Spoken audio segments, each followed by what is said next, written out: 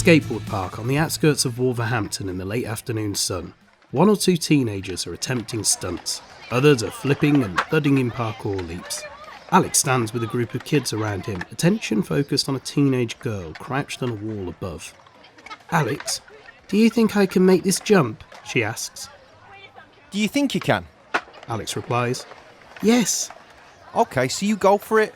I'll be here underneath. Alex holds eye contact with her and nods slightly. The teenager makes the leap.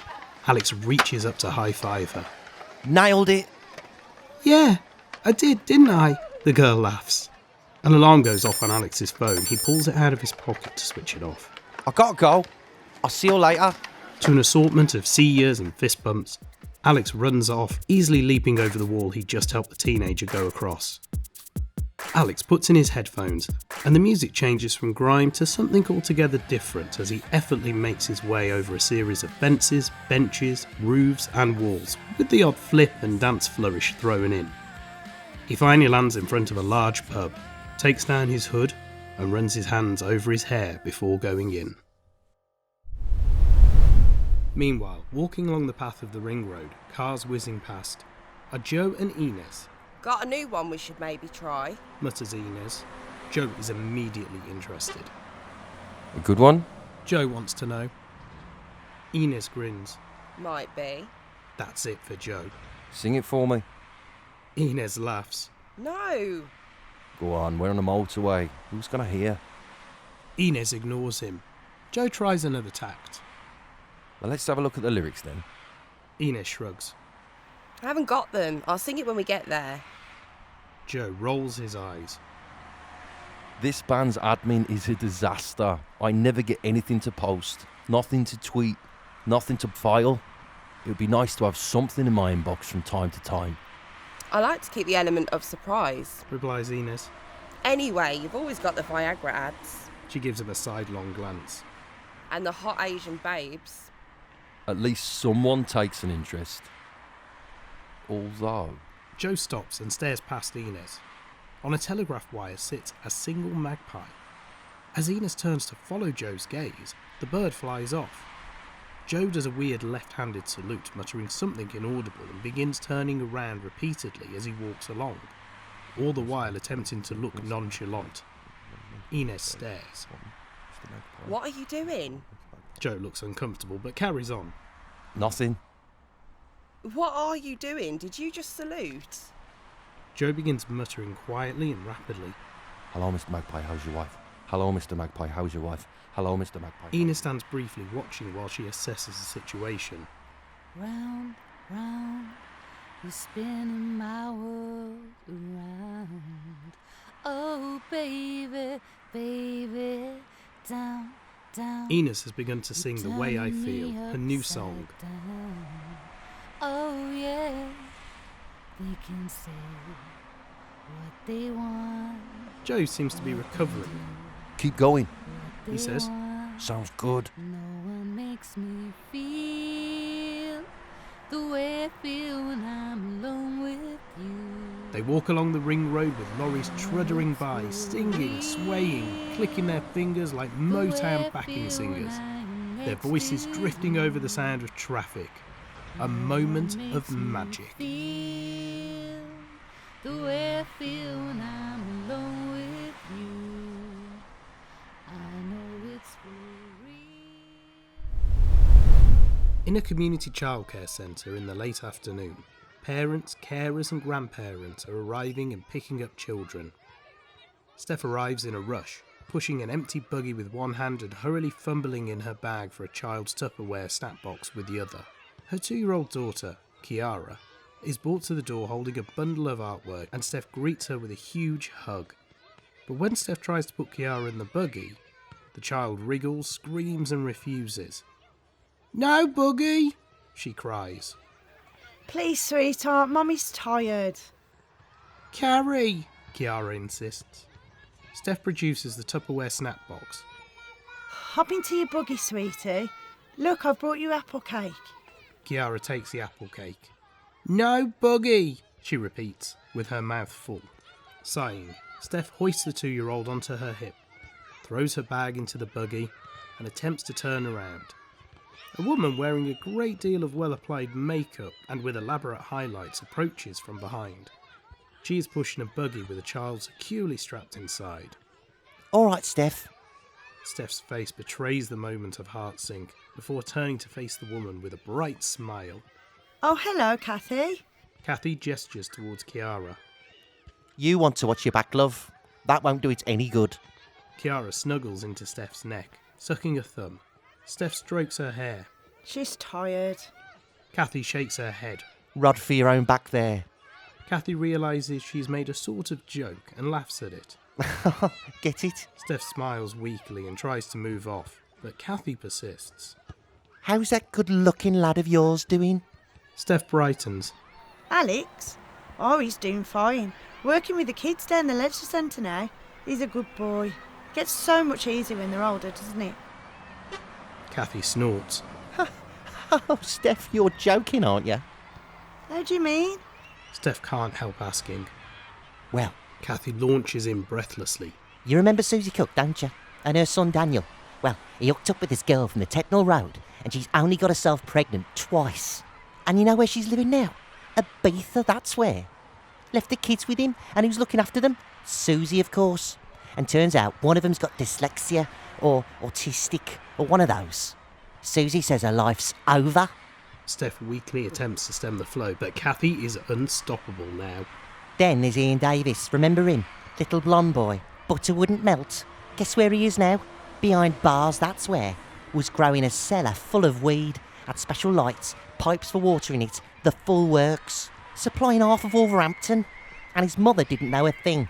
Or so she says. Oh, Kathy, I don't think... Trust me, Steph, take your eye off them at this age at your peril. It's like they're toddlers all over again, going off with strangers, putting things in their mouth they shouldn't. Is your Alex still in that band?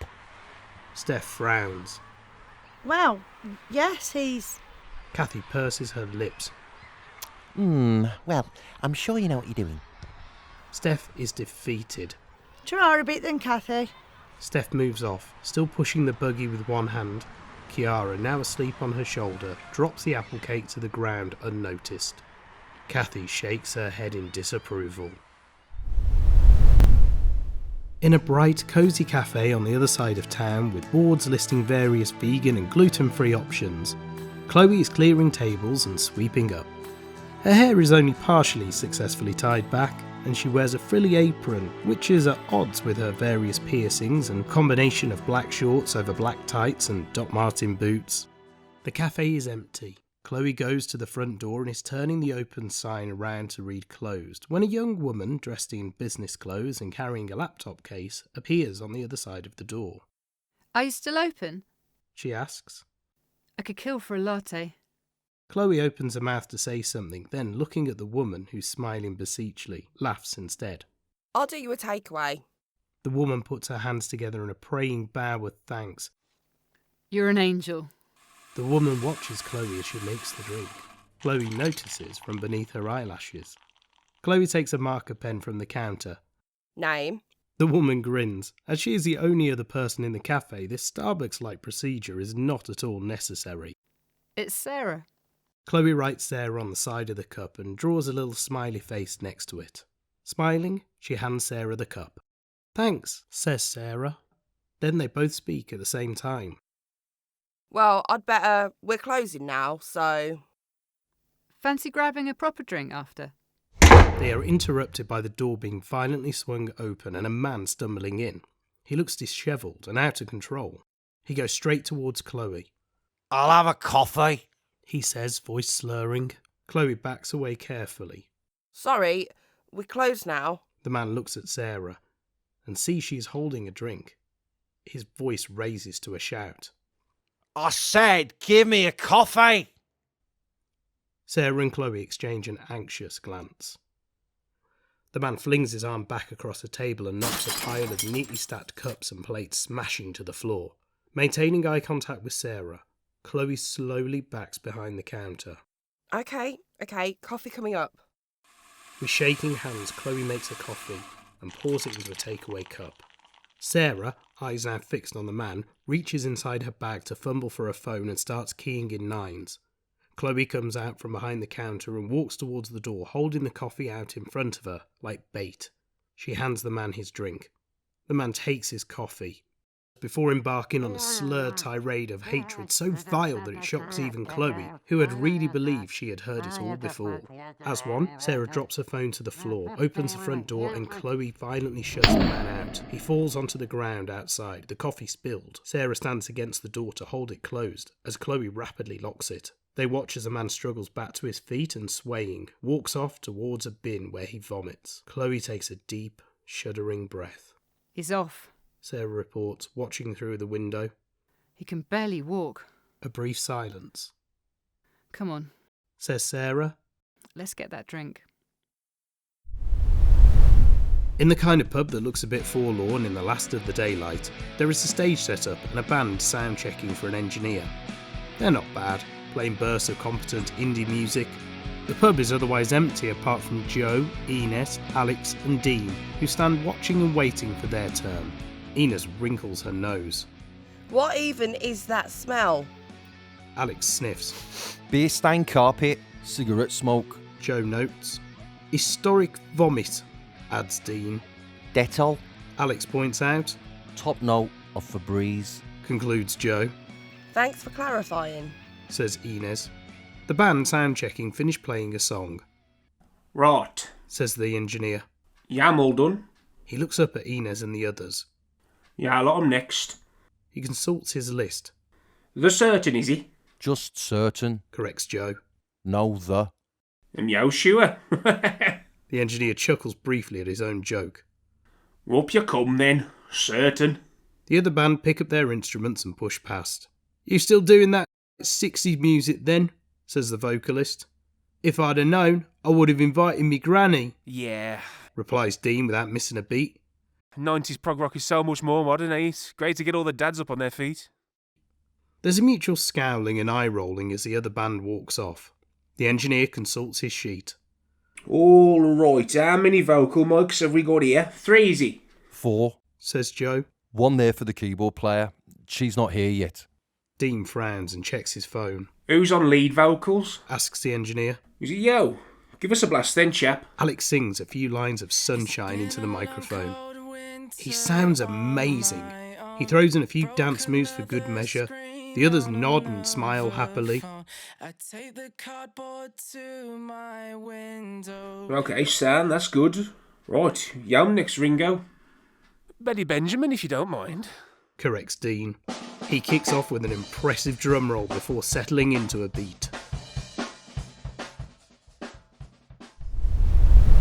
Unlike the pub, the wine bar is bustling with stylish, well-dressed people coming in after work.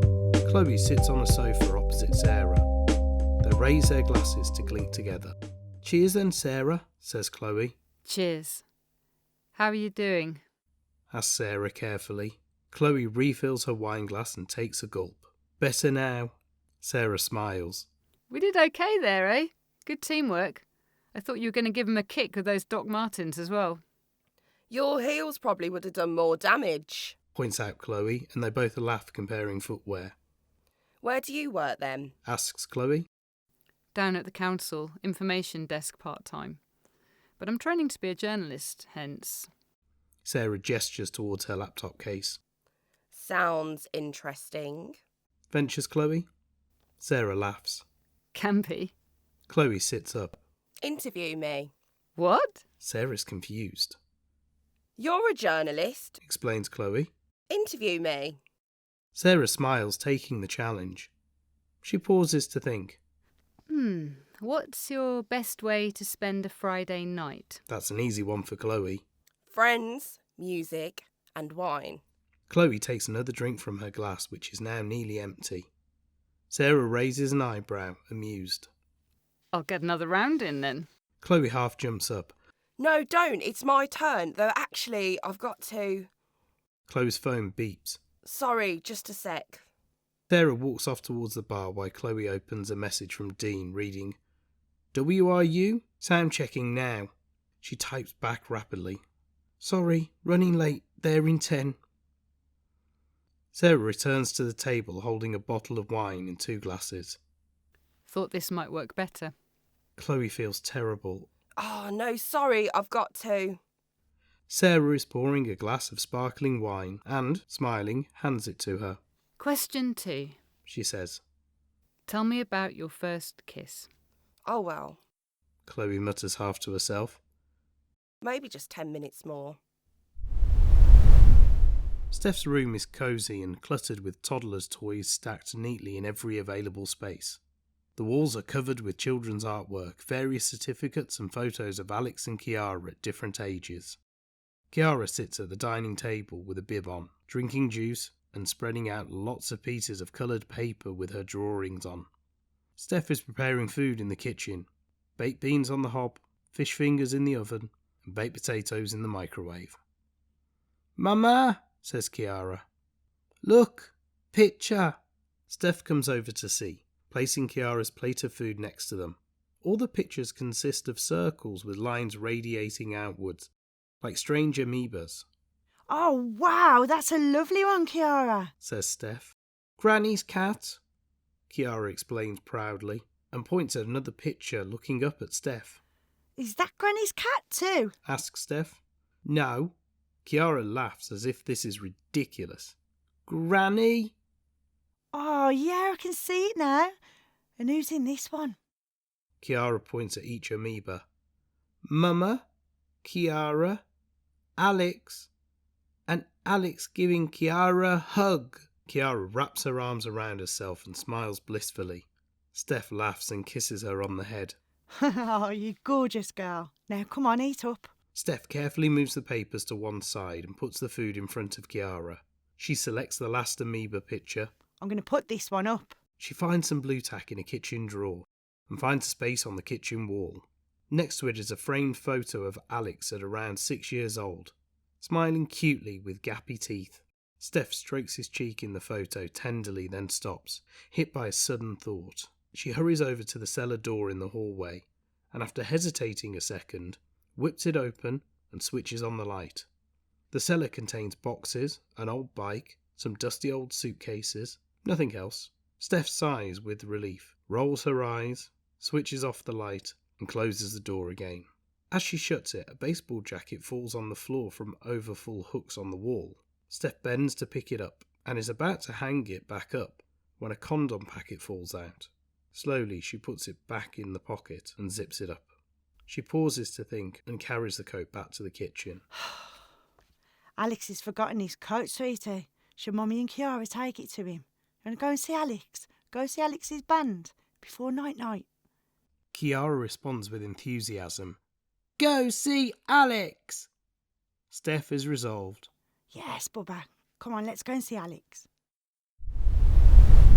Back in the pub, the band soundcheck is in full swing.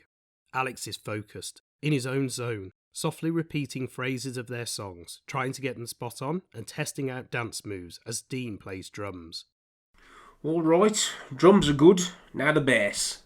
Ines steps up, slinging the strap of her bass guitar around her neck. The engineer shows mild surprise at the small, slight-looking female in front of him. Yeah, I'm playing the bass, Bab. Ines raises her eyebrows right back at him. Yes, I'm playing bass. All right, get on with it then. Ines starts to play. The engineer nods, pleasantly surprised.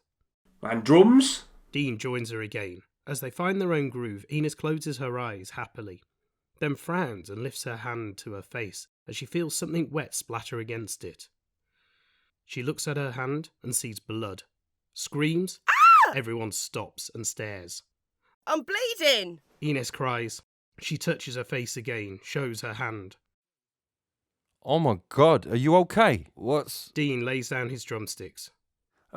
Sorry, Ines, mate. I think it might be me. Everyone turns to see his drum kit splattered with blood and Dean cradling his right hand where there is a large gash across the palm. I did it at work. Explains Dean apologetically. It had stopped bleeding, but the drumming must have got it going again. Sorry. Ines grimaces slightly and rubs her face with her sleeve. Alex takes a pristine-looking handkerchief from his pocket and hands it to Dean. Use this, mate. Dean is impressed by the handkerchief's precision folding. Are you sure? Wow. Did your mum give you this? He tentatively holds it against the cut to stop it bleeding. Joe looks a bit queasy. I'll see if they got a first aid kit at the bar. Get you a plaster. It's lucky Chloe's not here. says Ines, looking ruefully at her bloodstained sleeve. It's only my blood. Dean points out without irony. These ain't animals. Alex shakes his head. That's got to be one of the weirdest friendships going. Joe, heading out towards the bar, pauses. Yeah, like a foreign art film. He draws his hand in front of him as if reading from a billboard.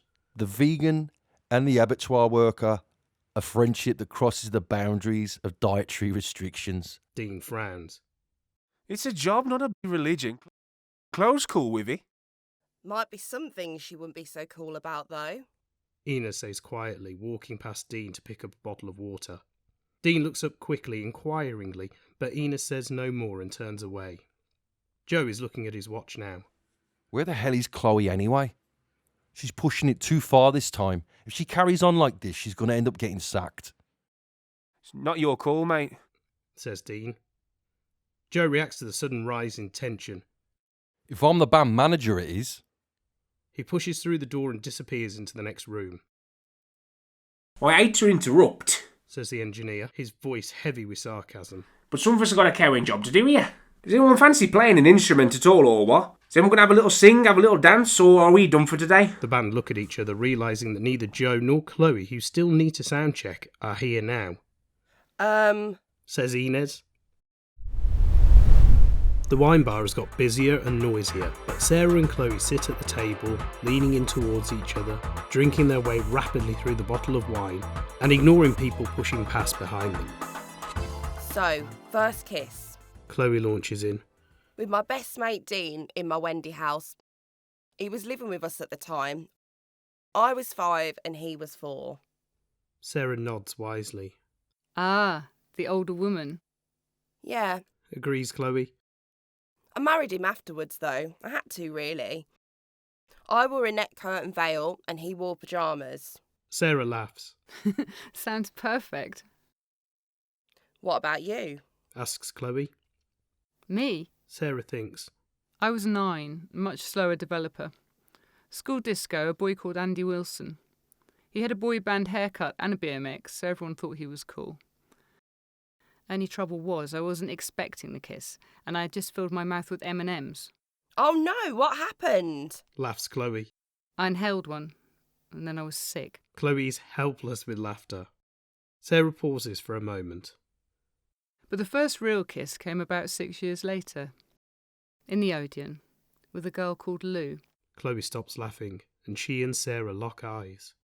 Between them, on the table, Chloe's phone buzzes, and a message from Dean pings up. Sarah reads the message out loud. Chloe, come on, Joe says he's gonna sack you.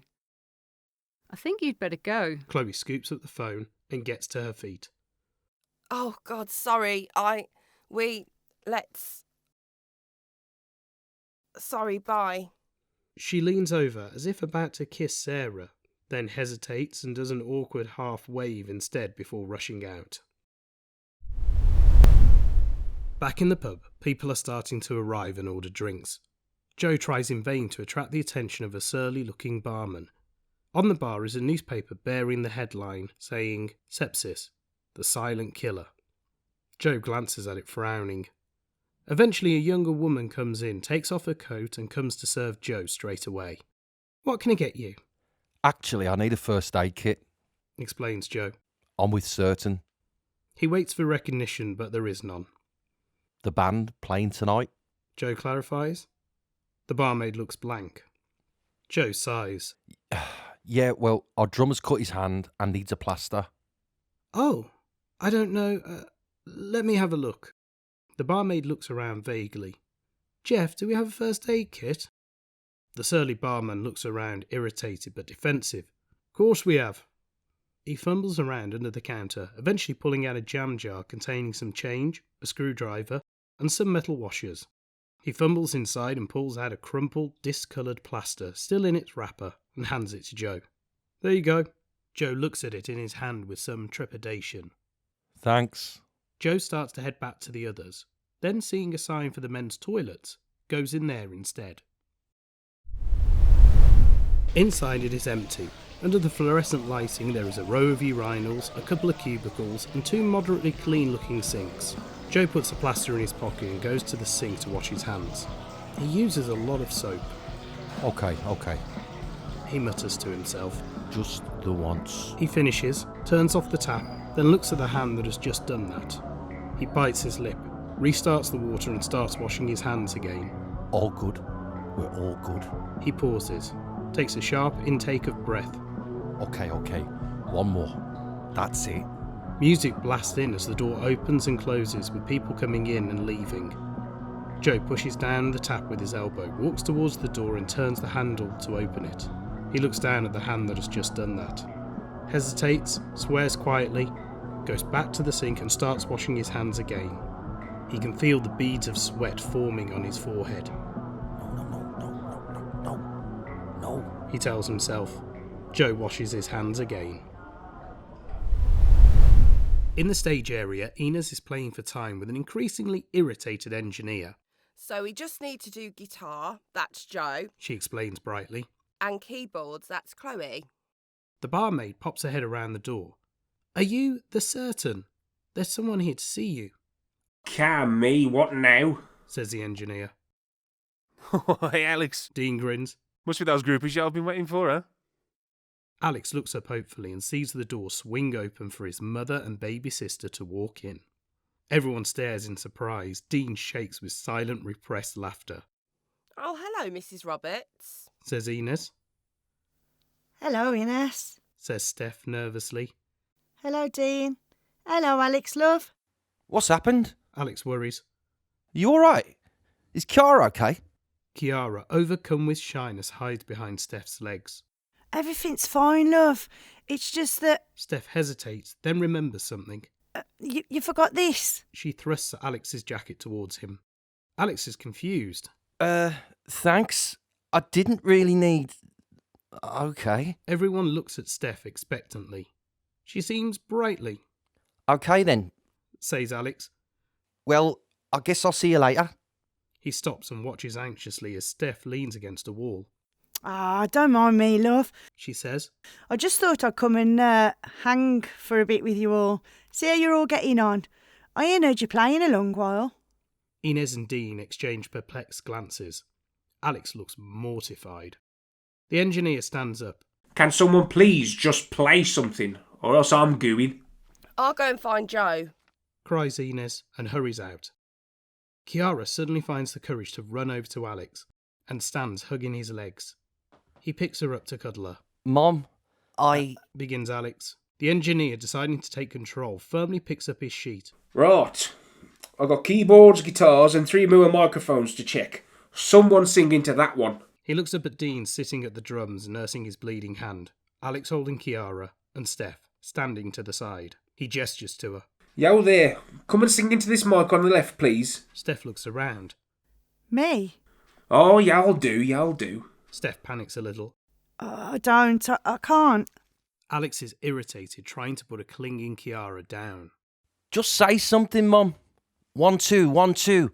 Or go la la la. Steph approaches the mic, looks around uncertainly, then timidly, politely says, La la la. into it. She is too far away from it for the mic to really pick her up. Go be close to the mic, Bab. Directs the engineer. Just do it again. Steph tries again. This time the mic picks her up. It has some reverb on it, feeds back slightly, and Steph startles at the effect. She does some more la la las, now starting to sing them. The engineer is adjusting faders. Keep going. Nearly there. Steph la las a couple more times, raising her eyebrows slightly as the microphone catches her voice and sends it around the room. She is beginning to enjoy herself. Experimentally, helpfully, she tries singing a line or two of one of the songs she has often heard Alex sing. I just can't believe I'm back in this place again. And inside of me, my heart starts to race again. And I know we've changed, I know we've all moved on. But isn't it strange the way I've come undone? The engineer, Dean, and Alex all look up. She sounds shockingly good. Overtones of Dusty Springfield, Shirley Bassey, and Sandy Shaw all rolled into one. Steph carries on, closing her eyes, gaining confidence as she goes, oblivious to the stunned stares of all the room. As she reaches the chorus, Ines and Joe rush in together to watch. When I see you, I'm falling again. I can't break away, whatever I do. And if it's true, tell me again, do you feel the same when I look at you? Suddenly, Steph stops. I don't know the next bit. Realising that everyone is looking at her, Steph is immediately overcome with embarrassment. She hurries towards Alex and grabs Kiara. Well, I'd best get Kiara off home to bed now. Ta-ra, Alex, love. Have a good gig. No! Shrieks Kiara. Stay! See Alex! Mummy sing! Pub! Pub! Kiara continues to protest, arms waving over Steph's shoulders as Steph rushes her out. Ines and Joe look at each other for a split second, both thinking the same thought, then bolt out after Steph. Dean stares down, eyes wide, muttering to himself. Kane, hell, never in a rain of peace pudding, huh? The engineer shoots him a quick glance of confused incomprehension. Alex stands staring after his mother, his mouth forming a question but no sound comes out. From the bar, Chloe bursts in, out of breath. Hi guys, sorry I'm late. Did I miss anything?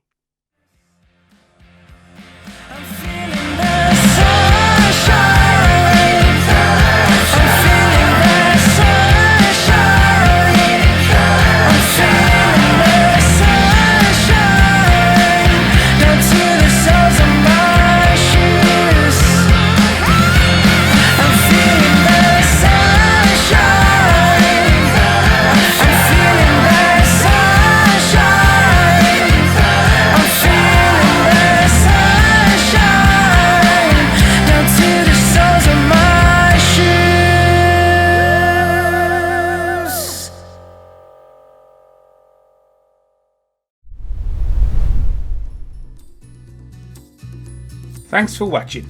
The Certain Show is part of the Certain Project, a collaboration between artists, writers and musicians working in the heart of the Black Country in the West Midlands. Your support means everything to us. If you want to learn more about Certain, all the people who have worked on it, you can go to our social media on either Instagram or Twitter, which is @CertainMediaUK. Ta-ra for now.